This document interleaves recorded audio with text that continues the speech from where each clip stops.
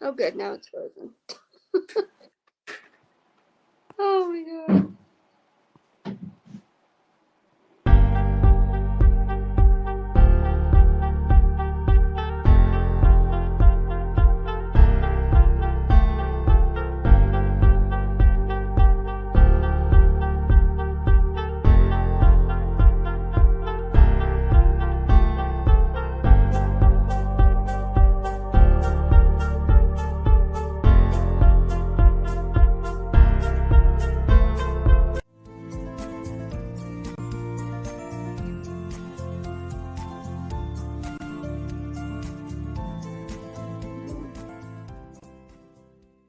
If you feel like you're gonna stay here in this body, we're going to praise the Lord. So that's how I encourage. Say that a little louder. Say it again. The people in the back. Well, the people in the back, you have to speak to that illness. Speak to that illness. Hello and welcome, everybody. Our apologies for being so late. We had some technical difficulties. Oh my goodness, the devil is a liar. Let me put comments on here. Let's see. Checking one thing here. There we go. I have to use my iPad and everything's freezing on me. Is it? There we go. Okay. So welcome, everybody. Our apologies. We were having some major technical difficulties getting Miss Kimberly on, but she is here now. So thank you for hanging on. So sorry we're a little late, but I'm glad we got this going. That's the problem with going live, unfortunately. But I will say recording it is not as easy as you would think. So anyway, I'm not gonna take too long with the introduction here, but I'm Paula Denoncourt, founder and CEO of Enrich Your Health. I'm a holistic health consultant. I do one-on-one coaching, group coaching, speaking engagements, and now my own TV show. So I help people with things like food allergies, food sensitivities, autoimmune issues, things like that. So I have like ebooks and digital ebooks and recipe books on my website, Enrich Your Health. If you're listening, that's ENRICHURHEALTH.com.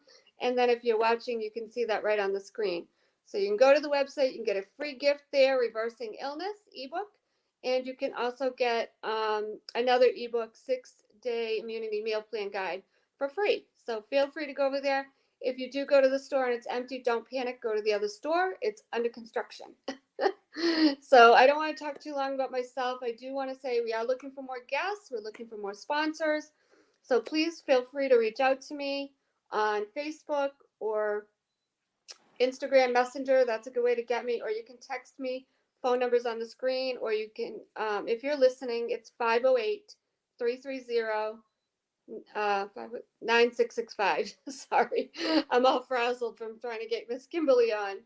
But I'm excited to have Miss Kimberly Broadway on. It is Breast Cancer Awareness Month. So I'm excited to have somebody tell another story about breast cancer. We had an amazing guest last week. Oh my goodness, if you have not watched that, please go watch the replay. So I welcome everybody wherever you are. If it's evening, morning, wherever you are in the world, I welcome you all. Let me just pull up the questions here. Okay, there we go. So we want to introduce Miss Kimberly Broadway. Oh my goodness, see now, I don't even know what I did with your bio after all this. So Kimberly, I'm going to let you introduce yourself. Tell us a little bit about you, where you grew up, and what's been, oh man, I'm so frazzled. I am so sorry. So just tell us a little bit about your background and who you are. And we welcome you. Thank you for coming on tonight. All right. I am super excited to be here. Despite the technical difficulties, you guys, I think by now I'm getting used to this. It can happen. it does happen. And what you do is you just tell yourself, okay, it's still me behind the scene and they're waiting on me and I'm going to get there eventually. And when I Yeah. get there, I'm going to let them know that we had technical difficulties and the show is going to go on. So that's how we were handling it behind the scenes, even though she was still working. Miss Paula was working really hard, to get us here. But a little bit about I, myself. You I were? lost everything. Not lost, but not where it was. Oh, wow. A little bit about me for those of you who don't know me and is watching this interview for the first time. My name is Kim Broadway. I market myself as a public figure. I am a mother, a grandmother, a proud grandmother. I am an educator by trade, a boutique owner, and I love marketing. I love marketing. Any type of marketing, I'm on it. And I really should have majored in that when I went to school, but I didn't. At that time, I didn't know. I was undecided for so long. And since I've been in this area with education, when my children come in, they're fifth grade, come into the middle school setting, fifth grade, and they still have their baby ways. But one day you'll see them and they're babying, and in that second year when they start to transition, and you will see them trying to come out of that shell where they want to be older. But the first question I ask them is, what do you want to be when you grow up? And the reason being is I was undecided for 3 years. 3 years was a lot of time. I wasted a lot of time. And if I had known then what I know now, I could have had a minor and I would have had something else to fall back on. Not really knowing what I wanted to be, not really finding that niche until I was in my mid to latter 20s. And I had graduated college and I was living out in Dallas, Texas. But to piggyback a little bit, I am from a small town called Marianna, Arkansas. It's about 45, 50 miles west of Memphis. And I grew up there in that town. I am a member of the 1985 Lee Senior High School graduating class. I graduated and I left and I moved. I went to the University of Arkansas at Pine Bluff. I was there for 4.5 years. I left there and I moved to Dallas, Texas, and I resided in Dallas, Texas for 10 years. And then I wanted to be closer to family, so I moved back, and I'm only like an hour away from my mom. If I wanted to get to her or she wanted to get to me, she wouldn't have that far to go. Yeah. So that's a little bit about my background. Okay. Well, welcome, Kimberly. Thank you again for being on. And I do thank everybody for hanging in there with us with these little technical difficulties. But I'm excited to have you on and, have you share your journey with breast cancer. So tell us a little bit about your journey. How old were you when you discovered you had breast cancer? How did you discover you had it? Were you married at the time? Give us a little background. Working. I was in my early to mid 40s. Yeah, because I'm in the mid 50s now. Yeah, going into okay. So it's because it'll be 10 years come next March. I will say this. It is so important to get your mammograms, ladies. It's so important. I can say ladies and gentlemen, because some men has been diagnosed with breast cancer and they can have breast cancer. I had gone, it was 2014, I had gone 2 years and I had missed having my mammogram. And so all of a sudden it was the beginning toward the almost middle of January, and I realized that I had gone too long, and I was like, oh, I gotta have my mammogram. I need to call. So I stopped and I called the doctor to schedule an appointment to get a screening. And for some reason, I think the primary care doctor that I was seeing, she had relocated and none of the patients knew about this. And then when I found this, going through this process, I found out she had relocated. So they had a new doctor there and she was saying that I had to get a referral. And I'm like, what? What did I do all this for? So anyway, I proceeded to get the referral. It took about 2 weeks. So by that time, it was the end of January. So I got the referral. I got my appointment. Went in to have a mammogram screening. So they told me it would be a few days or so. If everything was okay, they would, I would get something in the mail or vice versa. If not, they usually call you, in which they did. I think it was a couple of days or so that had gone by, and they called me, and I was at work, and they told me that they saw something on my mammogram. They wanted me to come in, to have a diagnostic screening, and those are the screenings that are more intense, more, where they're more clear. You can see really, really better on those screenings. Mm-hmm. And so I went in for my mammogram, for my diagnostic mammogram. And as I walked in, she put me on the machine, and she started, examining and moving me around. And so she pulled up the slides as she got finished, and we were going over the slides. And I said, what is that? I saw this blog or something on the left breast on the screen. I was like, what is all that? And she said, well, that's what we're here to find out. And so then I said, well, what's this on the right side? I saw these little bitty, little something. It looked different, but you knew something was there. It was like a lot of little old dots. She said, well, those are calcifications. I said, well, what is that? She said, that means that it's actually coming into the right breast as well. And I was like, oh, okay. Wow. So I got that, finished that test that day, and they told me that they were going to look at those, look at the screening, and they were going to call me back, in which they did. They called me back, and they wanted me to have another screening because after I had a conversation with the doctor, they wanted to do a biopsy on the breast. And so this was kind of like a sequence of things happening back to back. I can't really remember exactly how many days it was, but I know it wasn't a lot. It was like a back-to-back thing. So it's maybe like I'm in one this week and I'm back in there in the next 3, 4 days, no more than 5 days, I'm back in there. So I went back for the diagnostic. I did the diagnostic. I went back to have the procedure where they go in and they take the samples of the tissues from the breast. I was going back for that.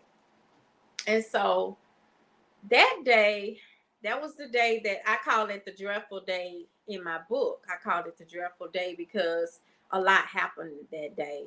And so I got there that day, and she took another look at my pictures when I got in there. I went to the back. It was a long procedure. I talked to the doctors, and everything went well. I was just kind of looking for my mom to show up that day, but she was coming from Arkansas, so I don't know, she was delayed. So I ended up having to go through the procedure without her, which I had a good nurse. She held my hand and so forth. So after that, I was getting ready to leave out for the day, and I had been there all day. It was a long, drawn out procedure.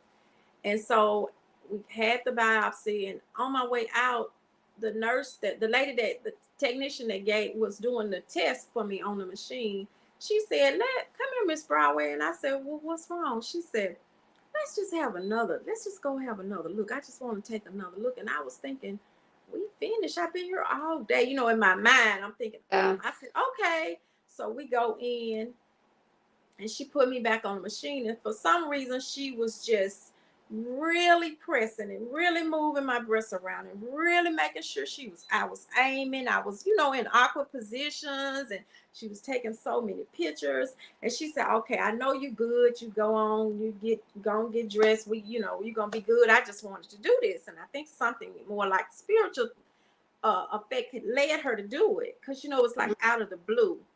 So Right. all of a sudden, before I could get dressed, she called me and she said, Miss Broadway, don't put your clothes on. And I said, why? What's wrong?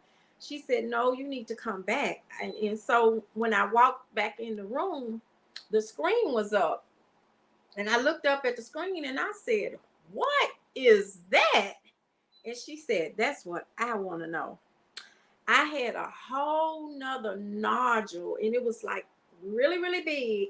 It was behind the first nodule Oh, that was wow. on the breast. And I thought, oh my goodness, wow, what if we didn't? And so then the doctors, they wouldn't let me go. They said, the doctors just said, I can't let you go home. We got to have a conversation. If it were my sister, my daughter, I would not let them leave. We got to do something. What do you want to do? We're going to give you a choice. You can either stay here, get back on that table, go through this procedure and let us get samples of this other side of what we just found, or you can come back and do this all over again tomorrow. And it was after office hours. It was after 5:30. Everybody else was gone, all of the patients except for the staff that was still there. And I just said, no, let's get it over with. And my mom was sitting out there by herself. When I got out Oh, there, she was sitting out there. I went on and got it done, you guys. And yes, that was cancer. And it was growing, and it was growing more rapidly than the cancer that was in the front. Can you imagine? oh, wow. So back up a So little bit. Were you married at the time with children? I had my son was here, but I wasn't married. I was actually divorced. I wasn't married at the time. So yeah. That makes it harder. Yeah. Yeah. Yeah, it makes it harder, but I can say this. My school, my friends, and my family were so supportive. I had so much overwhelming support until I tell anybody it is so worth it. And that's how I made it through. That's Mm. how I made it through. I had the utmost support.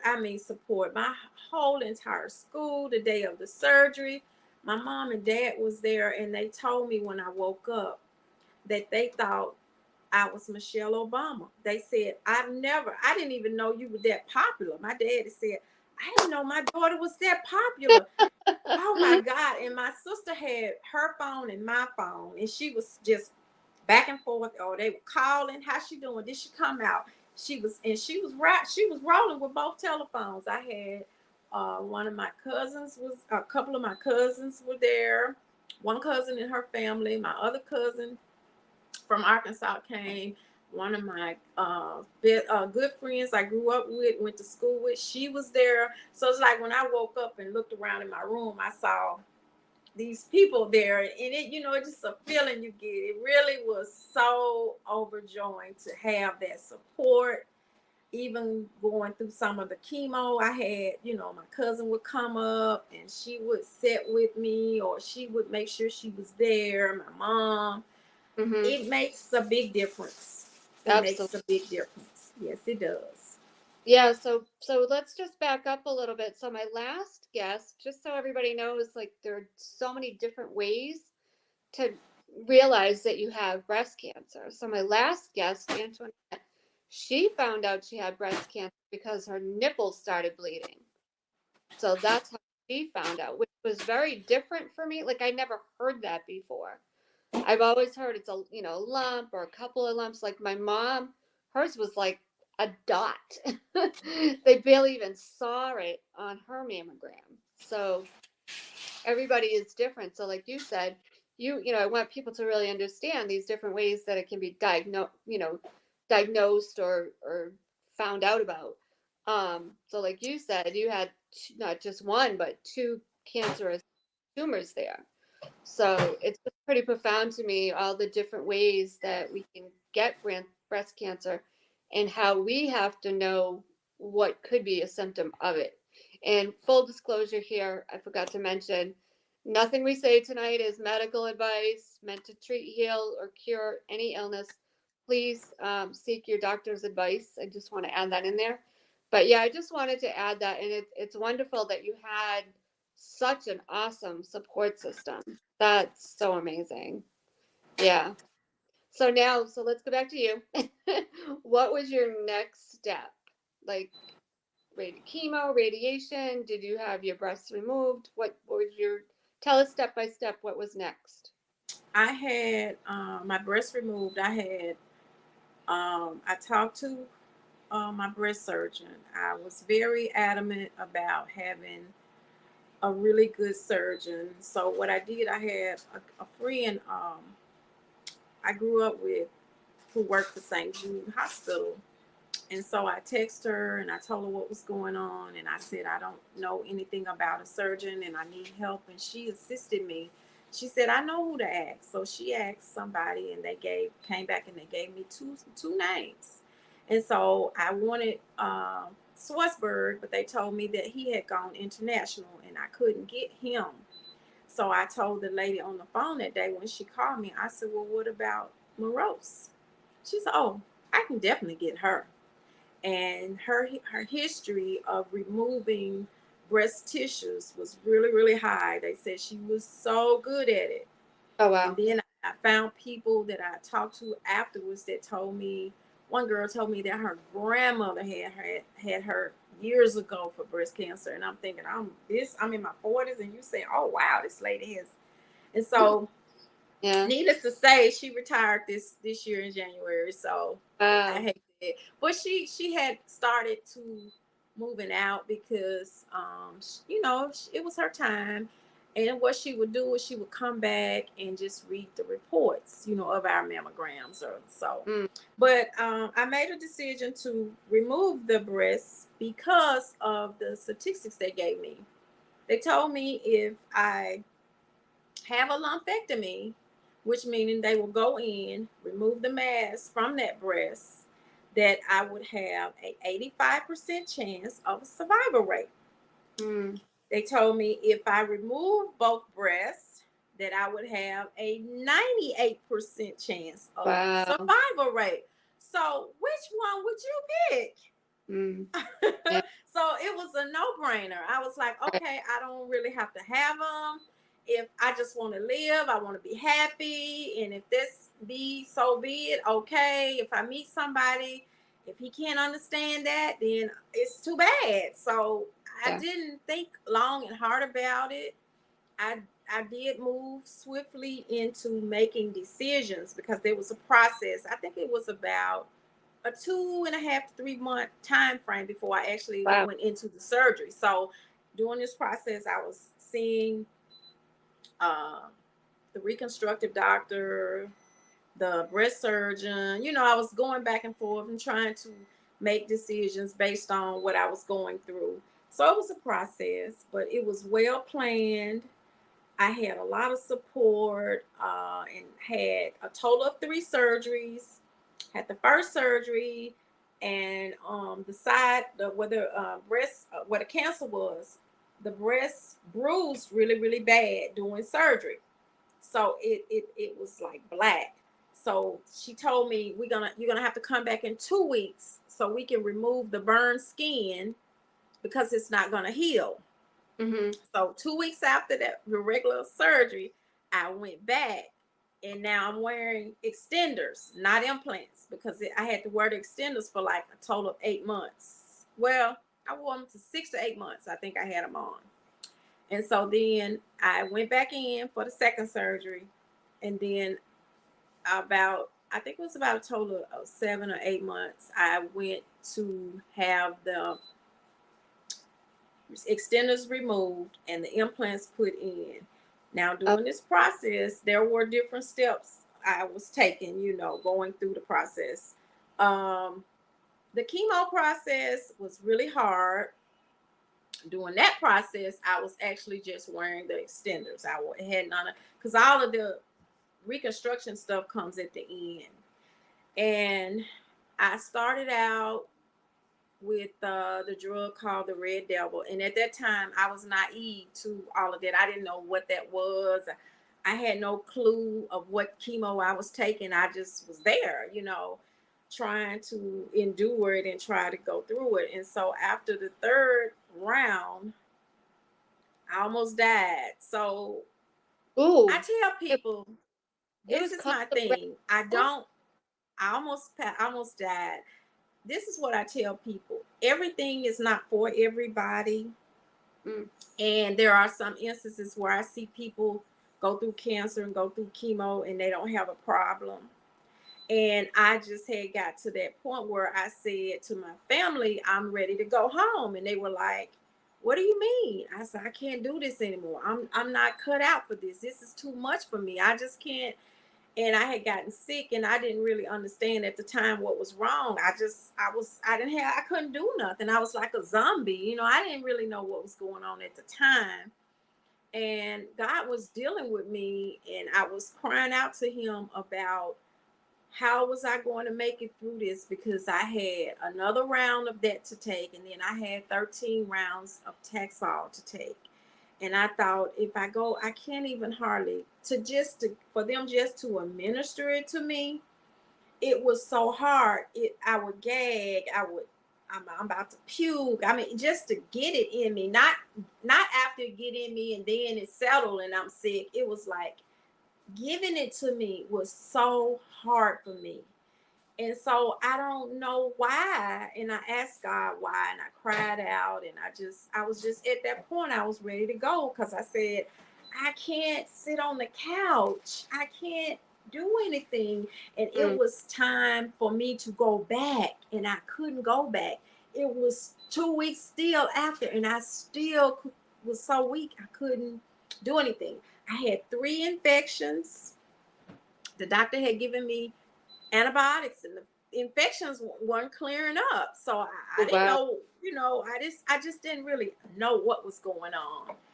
And God dealt with me in this era. And I have to tell people, you have to do what works for you. You cannot base what you're going through on the next person's, what they're Mm. going through. Yeah. And that's how I took it, because it was a lot of praying. It was a lot of crying out. It was a lot of laying on my face. It was a whole lot of that for me to do what I did, because I had to complete the healing a different way. Right. Yeah. Pretty incredible. So explain to people what extenders are, because I've never heard the term. So I'm sure some people out there are like, wait, what's an extender? And if Okay. anybody has any questions or comments, feel free to put them in the comments, and we'll ask Miss Kimberly when we get a Okay. chance. Yeah. The extenders is like a little layer of skin that's behind the breast tissue.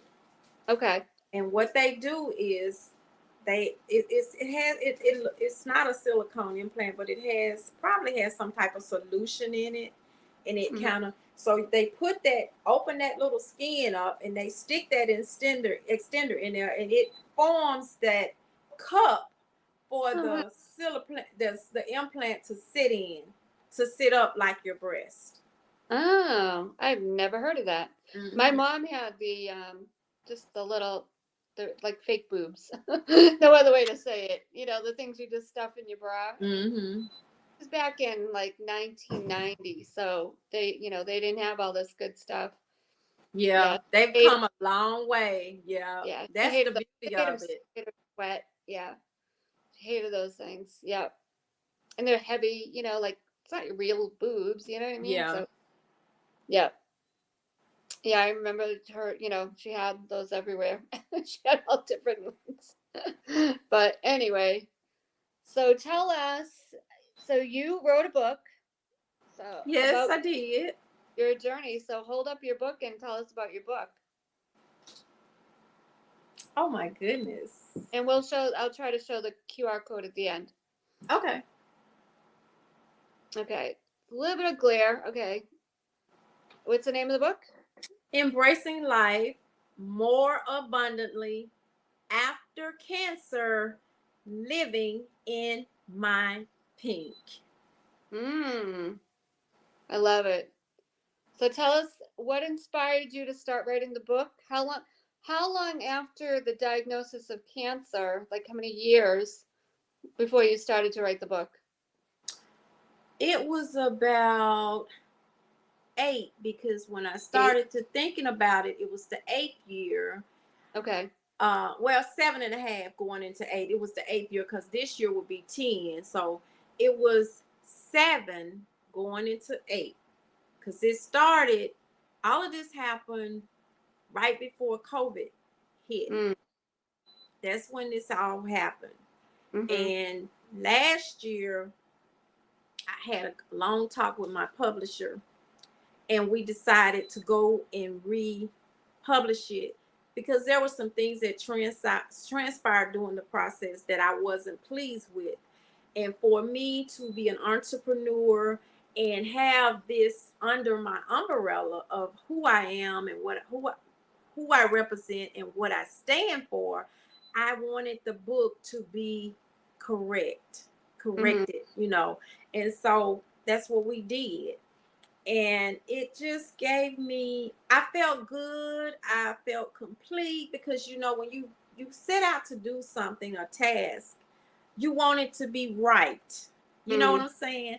And so now I'm at a point from this phase, I can go on to the next step because I'm getting ready to add, I think it's 2 more chapters, maybe 3. Oh But wow. in that process, I'm going to have maybe some motivational quotes or Mm-hmm. scriptures and so forth in the book. Because once I get the book to 100 pages, then we're going to do something else with the book. Oh wow. Okay. Nice. Well, that's good. So tell us, maybe read a little bit of and read a little passage or something from the book. Okay, let me get my glasses, y'all. I want to just read a passage where in the introduction, because I said I was going to go on those of you who follow me on my group page, for the Mhm. boutique page, and on my regular page, we talk about it a lot. I mean, we Okay. do talk about it, and they know that I am the boutique lady who had cancer and survived it, and now I'm on this side. I'm still the boutique lady. I'm still the fashionista. I can dress you, you know what I'm saying? And then I Yeah. can also inspire you about my journey. And Yeah. I can help you because I get a lot of calls from people, especially my girlfriends that are entrepreneurs, and they'll say, I know I need you to call. I need you to call. And they'll call me. Somebody needs to talk to you. I just talked to a lady last week that had gone through and gave her some, pointers on how I changed my diet and how Yeah. it doesn't happen all overnight, but it can be done. But you just got to get focused and going Right. through it, trying to heal the way I healed. I had to be very disciplined. I could not eat all the stuff that I liked and wanted to eat. And at Yeah. that time, I didn't really care. I just wanted to get well. I wanted to get well. But we're going to read from the introduction where it talks about cancer. And I want to dedicate this to a question that comes to mind when somebody asks me, what advice would you give a person that's going through cancer or has gone through cancer? Because when you come out of cancer, it's still a journey. It never Yeah. ends. It Right. never ends. It doesn't end. Your life has totally changed. Um, and it comes from Psalms 118:17 says, I shall not die, but live and declare the works of the Lord. Mm. My acronym for cancer is below. Cancer, C stands for commitment to the process. A stands for anticipating my new beginning. That means never giving up, I love going it. through it and never giving up, no matter how dark the day is, no matter how bad you feel when you come home from that treatment and you sitting in that room isolated like I was, and my family was out front watching TV, and I was so sick I could not join them. But in that process, I was still talking to God, and I was still claiming my life, and I was still believing that I was going to live. Yeah. N stands for never settle for death. Never settle for death. It was a coworker. I'll never forget. Her name is Miss Spouse. She retired. She looked at me one day and I said, well, I just won't get my nails and hair done. She said, oh, no, you don't. You continue to do everything that you're doing. You go get your nails done. You go get your hair done. If you want to go to a movie, you do it. If you want to go visit somebody, you do it. And I did it. And that's where I started embracing life at that point. And I didn't really realize it, but I was embracing it right there. Okay, C, completion of the process. I can piggyback and elaborate on it. I couldn't finish the rounds. I knew I had to do something. Oh God, what do you want me to do? He sent me an angel out of the clear blue sky. Oh, wow. One morning, a customer called me and she said, I've been thinking about you, Kim. How are you doing? I told her I was lying in bed and I was crying out to God because I was in so much pain. I was hurting. I wasn't feeling good. And what had transpired with me? She told me who to call and where to go. Oh, wow. That's amazing. Expectation for the future. Keep looking to the future. Keep thinking about your plans. Keep thinking, I'm healed. Keep saying, I'm healed. Yeah. My mind was, once I come out of this, I'm going to do this, that, and the other. Meaning, I'm not going to die. Not now, God. It's not my time. Yep. Ara, reversing the curse. You have to reverse it. You have to talk to it, and you have to tell it, go back to the pit of hell. Yes. You have no place here in my life. Yes. Say it again for the people in the back. Go back to the pit of hell. I curse you, devil. You have no place here in my life. My body is healed. No matter how you feel, no matter how you look. Y'all, I felt terrible. Do you hear me? I was in a shell. I don't wish that feeling on nobody. And I know when people go through and if they have to take rounds of chemo, we already know that they're going to have some trying times. And in those times, it's time for everybody to rally around them and show them so much love and give so many prayers to God for them. Yeah. Wow, you have like such an amazing spirit that, there's a lot of people out there that may be going through something like this. And I really hope that, no wonder the devil didn't want us to get on.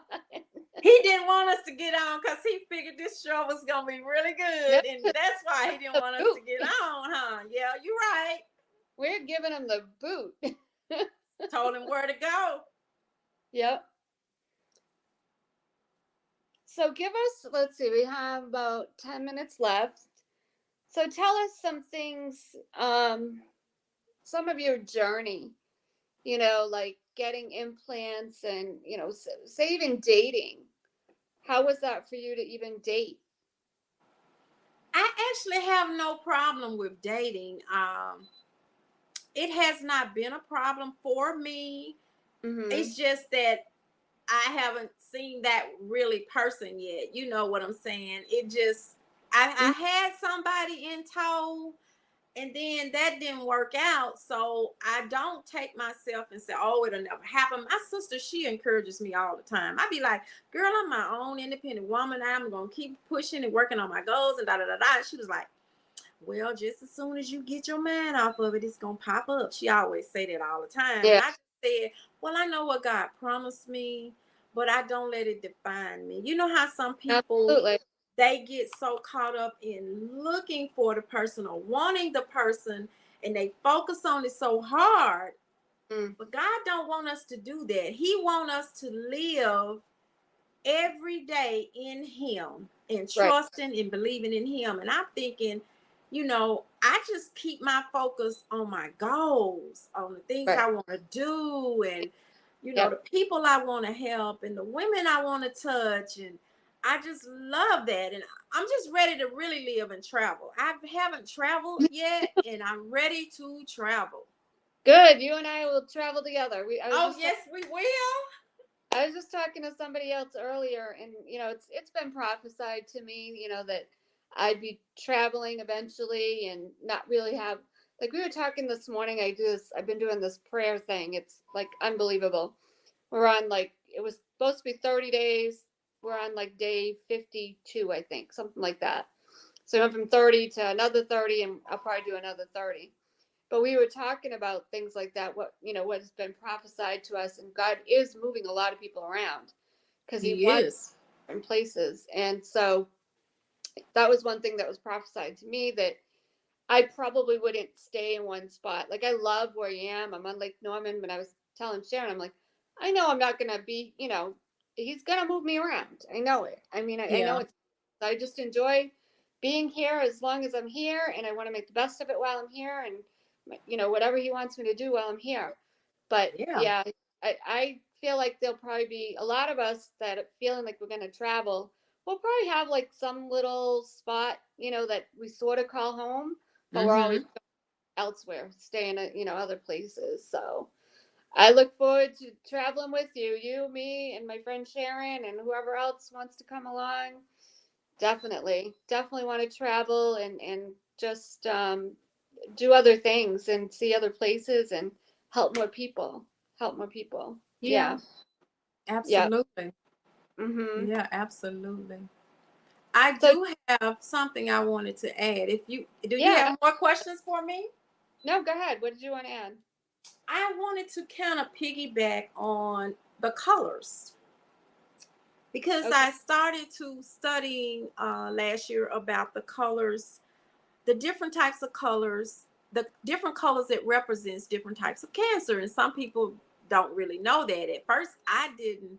Well, I just hadn't given it a thought. And then last year I started to researching it because I sell pink pearls in honor of myself every year. And each year I try to implement a new item, a new style of a pink, or Mhm. some sort of necklace, or so forth, so on and so forth. But I found out, and I'm wearing a little hint of yellow, and I have a little this deep fuchsia dark pink on today. Beautiful. But yellow represents, it's called sarcomia or bone cancer.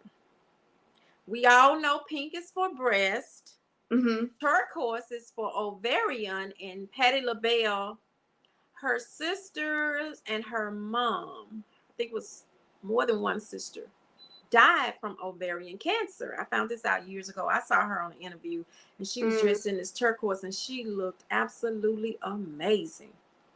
And she said she was an advocate for that color because she wore it in honor of her sisters and her mom.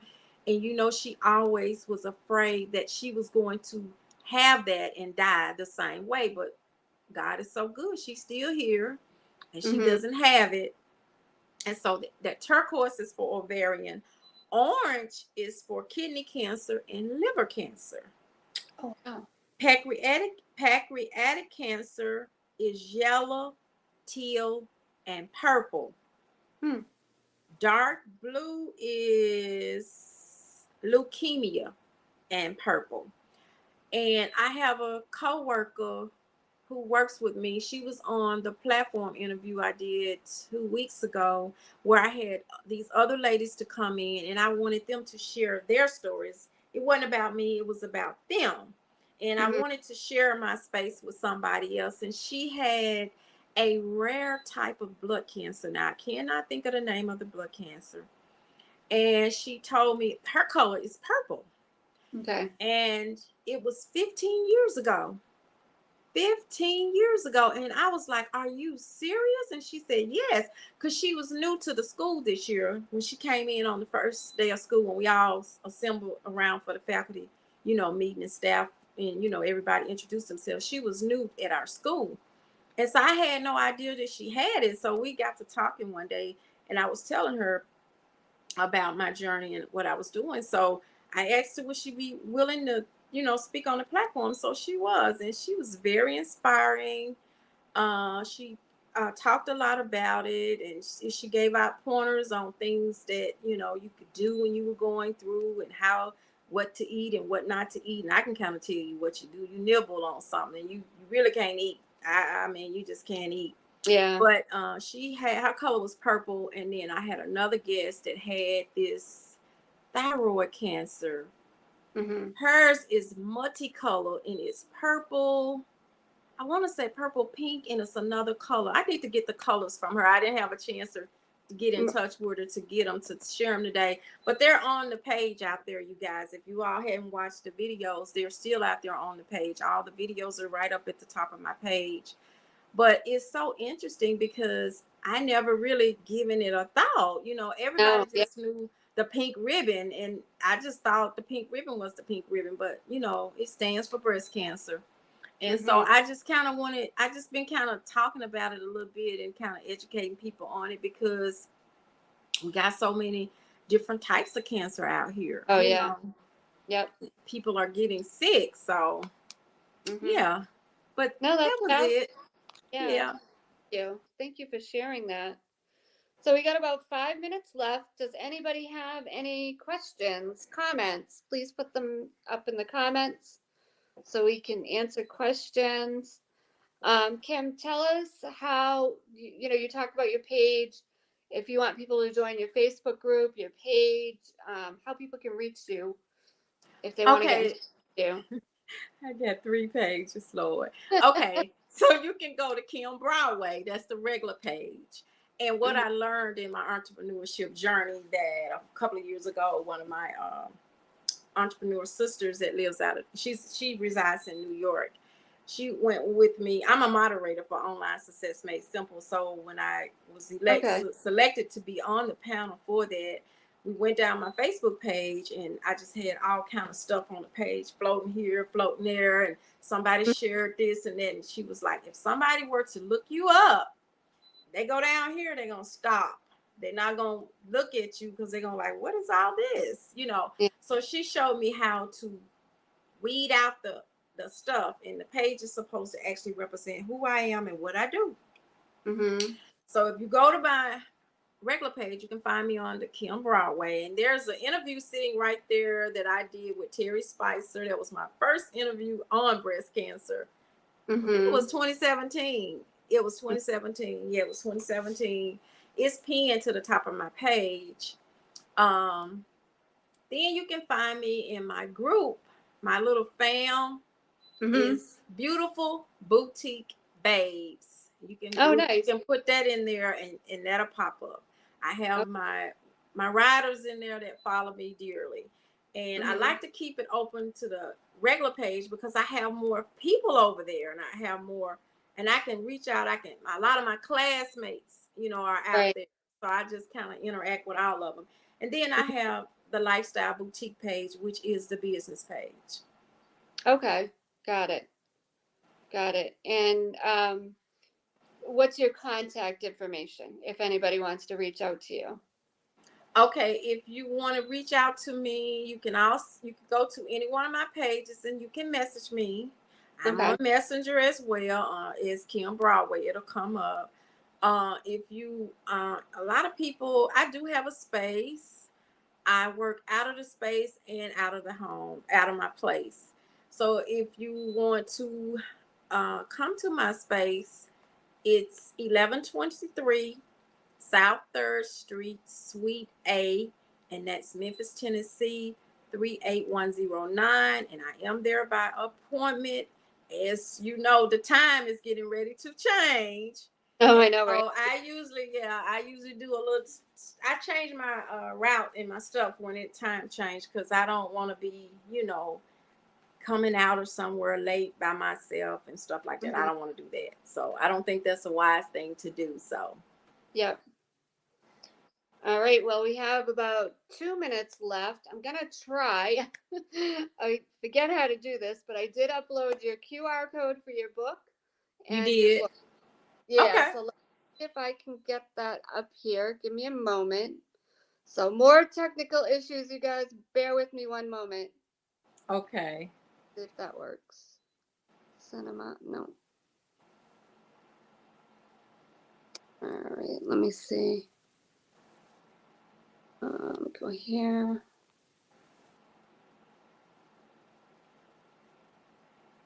No, we have to hide. Hold on. I have to take us out. Yeah, it's on the screen. Hold on.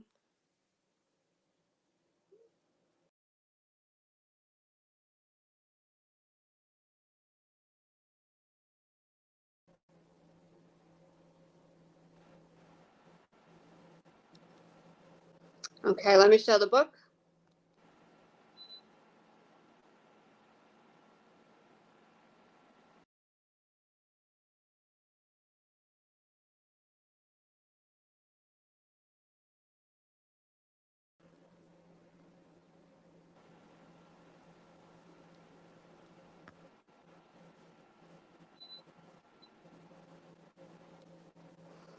All right. So there's probably a better way to do that, but I don't know all the ins and outs.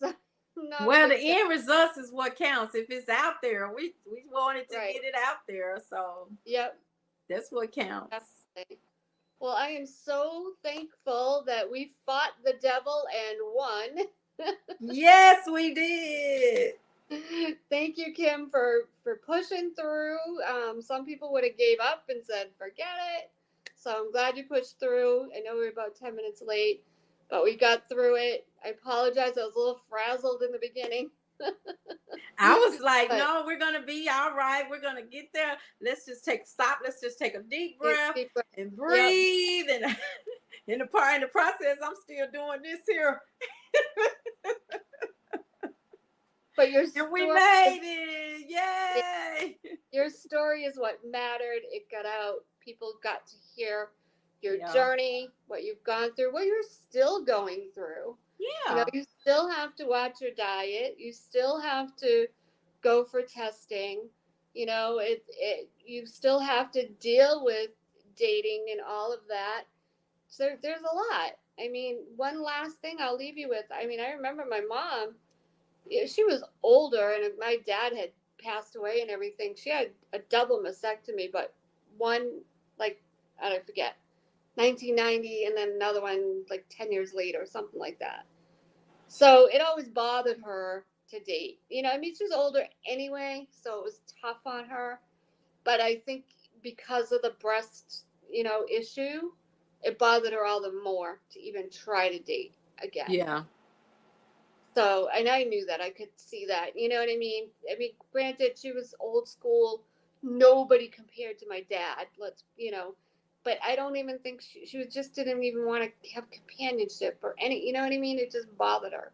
Yeah. So there's so much difference now that they're doing so many, like you say, there's so many, you can have surgery and it was different back then. So thank God for that. Yeah, Yeah. it's a lot, because I could have got nipples. But then after going through the third surgery, and the doctor was getting ready to say, well, I'm going to have to send you to Louisiana to get the nipples. I'm like, oh, no, I ain't even going. We're not doing this. I'm through. I'm done. I'm not doing nothing else. Because, see, I didn't anticipate on having 3 surgeries. See, I had to go back 2 weeks to get that skin removed. So I didn't know that was just something that happened during surgery. I was tired of getting cut on and going through that. I didn't want to go back. I was like, okay, it's gonna be what it is. It's done. Yeah, and one last thing I'll leave on this note. I just want to put this out there. When I was in Massachusetts, we used to have a photographer, and he was a very clean cut photographer, nothing sleazy or anything like that. He would have these like boudoir sessions, but I remember one time we had a person that had cancer in there, and I think there was a couple of them, I can't remember, but they'd get all like dressed up and have these beautiful photo shoots. It was the best time of their life because of all that they were going through with the cancer and everything. And then they had these beautiful photos after and everything. It was just amazing, to just see them light up, to see themselves look so gorgeous again. Mm-hmm. So I know you Mm-hmm. had talked about being a fashionista. Think about having, and I don't know if you do already, something. It doesn't have to be a boudoir session, but something where they get all dressed up and made up and beautiful, and because that means the world to that. It means the world to anybody. But imagine someone who's going through all this crap. They don't think they're beautiful. They it's a stigma, right? Yeah. Yeah. So stuff like that just make them feel so much better and so much more beautiful again. So, and they enjoy it. You can have like a spa night, get dressed up, take some beautiful photos. Heck, with the holidays coming, that'd be a beautiful gift for somebody. So I just It wanted to throw that out. would. It Yeah. would. And each year I try to think of something different. So there Mm-hmm. may be something I'll do, coming up, in the Yeah. next So year. think about So, that.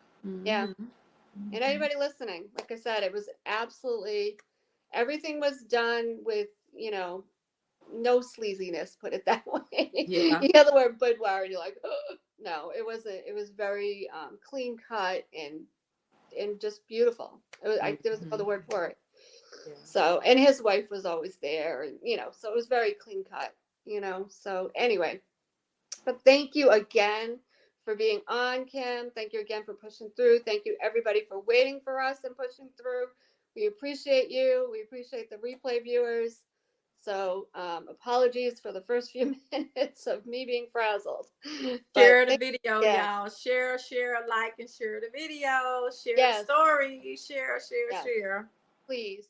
And give Elevation TV Network some love. Whatever platform you're on, go over to YouTube and like and subscribe to their videos, because I Yeah. wouldn't be here without them. So thank you again, and we will see you next Sunday. And again, I'm looking for sponsors and people to be on the show. So reach out to me. People need your stories. As you can see, the devil doesn't want them out there. That's true. That's true. People need it. All right. Bye, everybody. Thank you. All right. Bye-bye.